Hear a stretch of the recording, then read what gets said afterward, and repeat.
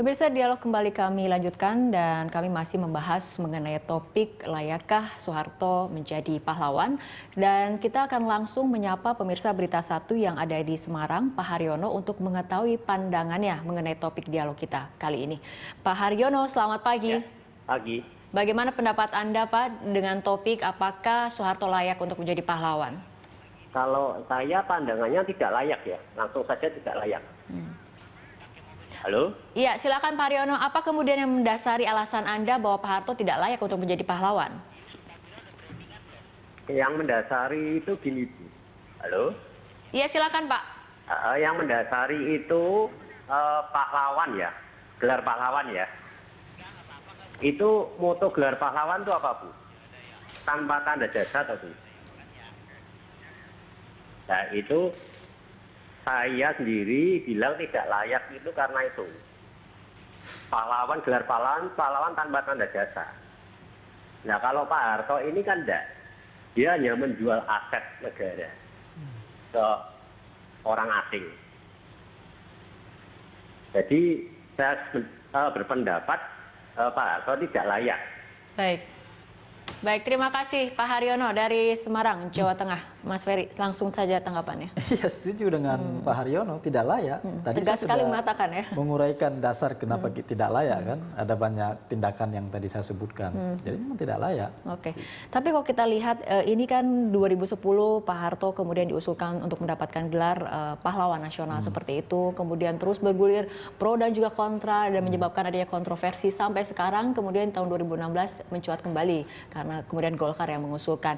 Anda menilai apakah ada urgensinya bahwa Pak Harto ini untuk mendapatkan gelar pahlawan nasional? Tidak ada urgensinya. Yang mengusulkan itu juga dari segelintir orang ya, yang mungkin pada masa pemerintahan Orde Baru dia menikmati kehidupan yang lebih baik ya, atau mungkin karena jasa-jasanya Pak Harto dia mendapat posisi penting di negara ini. Nah, mereka yang mengusulkan. Tapi bagi masyarakat Indonesia khususnya para korban itu mereka melihat tidak ada manfaat sama sekali, tidak ada urgensi sama sekali.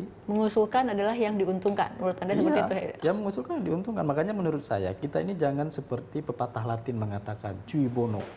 Yang penting bukan siapa yang benar, tapi yang penting siapa yang diuntungkan. Nah, mereka nih yang diuntungkan dengan mengusulkan gelar pahlawan bagi Pak Harto. Tapi bagi masyarakat tidak melihat ini penting. Oke, kita akan kembali sapa pemirsa Berita Satu. Mas Ferry, ada Pak Feli dari Rawabelong. Selamat pagi Pak Feli. Selamat pagi. Ya, silakan Pak langsung dengan pendapatnya. Iya, tadi disebutkan ada gelar pahlawan ekonomi dan pahlawan pembangunan. Pahlawan ekonomi dari mana?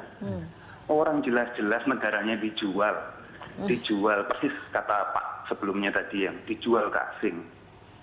Tanahnya dijual, hartanya dijual. Terus kalau memang ekonomi stabil, kalau dia mampu memimpin, kenapa terjadi krisis? Itu pertanyaannya. Negeri ini dibangun, distabilkan ekonominya berdasarkan utang.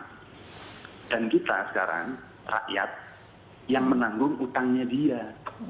Gitu. Jadi harta warisan paling besar dari Soeharto itu adalah utang. Utang uang, utang nyawa. Terima kasih.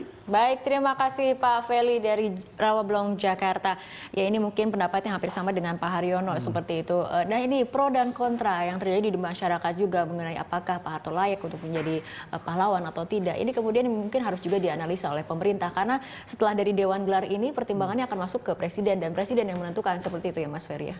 Ya, kalau kemudian Presiden Jokowi ya tetap memberi gelar pahlawan pada Pak Harto, mungkin masyarakat akan melihat Presiden Jokowi yang tidak jauh berbeda dengan Pak Harto.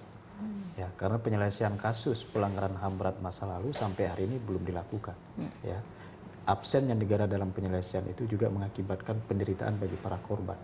Gitu. Ini juga kemudian membuat masyarakat semakin kecewa dengan pemerintah ketika persoalan-persoalan yang seharusnya menjadi tanggung jawab negara tidak dilakukan.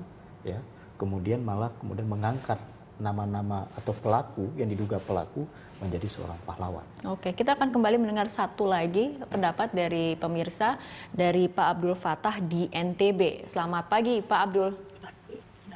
Silakan Pak dengan pendapatnya. Selamat pagi, Bu. Ya.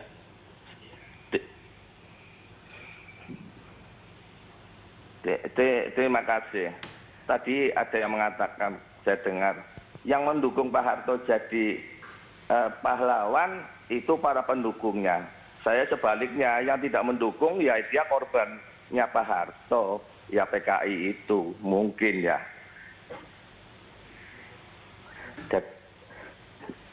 Mungkin gitu. Jadi gini, saya kok melihat ILC waktu kemarin Pak Fatwa, Pak Mahfud MD, Pak Refli Harun itu bijak sekali.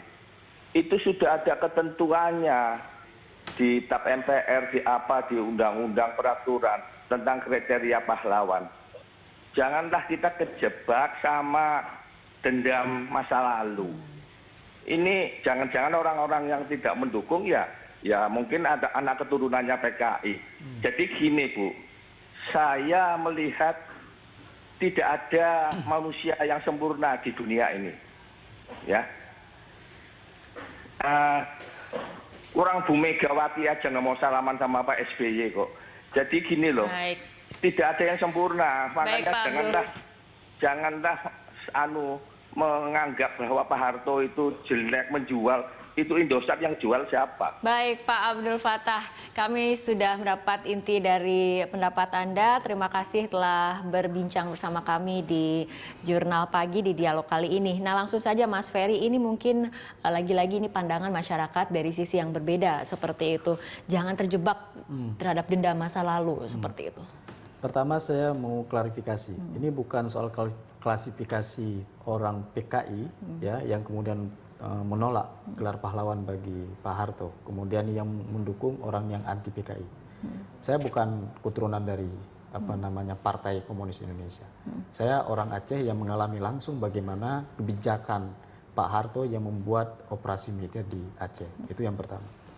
Dan yang kedua, tadi Pak Abdul Fattah menyebutkan kita jangan terjebak dalam dendam atau balas dendam. Ini bukan persoalan dendam, ini persoalan penegakan hukum. Ya, ini persoalan menghargai martabat manusia yang menjadi korban pada saat itu. Gitu. Kalau seandainya ya keluarga Pak Abdul Fattah menjadi korban, apakah beliau menerima? Ya, apakah beliau tidak menuntut? Apakah beliau tidak mengharapkan penegakan hukum pada negara? Nah ini yang diinginkan oleh para korban. Para korban ingin ada penegakan hukum, ingin ada penghormatan terhadap hak asasi manusia. Artinya pengusutan kasus-kasus tersebut diusut sampai tuntas. Itu yang paling urgent. Penegakan hukum dulu seperti itu, baru kemudian kita membahas di belakangnya akan seperti apa ya. Itu yang paling penting. Tapi artinya langkah kontras yang dilakukan apa? Ketika kemudian ini sudah hampir 6 tahun bergulir, apakah kemudian disematkan sebagai gelar pahlawan atau tidak seperti itu? Tapi jika kemudian kita katakan skenario adalah presiden kemudian mensahkan dan memberikan gelar pahlawan terhadap Pak Harto, langkah kontras berikutnya apa? Kita akan terus protes kalau tetap diberikan gelar pahlawan ini. Mungkin setelah ini kita akan kirim surat juga ke presiden ya atau ke Dewan Gelar untuk menolak usulan gelar pahlawan bagi Pak Harto ini. Baik, kita harapkan memang ada kajian-kajian lagi yang lebih mendalam, pertimbangan-pertimbangan yang lebih matang, apakah gelar ini memang bisa disematkan ataupun diserahkan kepada Pak Harto sebagai pahlawan nasional, seperti itu ya. Baik, terima kasih Mas Ferry telah berbincang bersama kami dalam dialog Jurnal Pagi kali ini. Selamat pagi Mas. Sama-sama.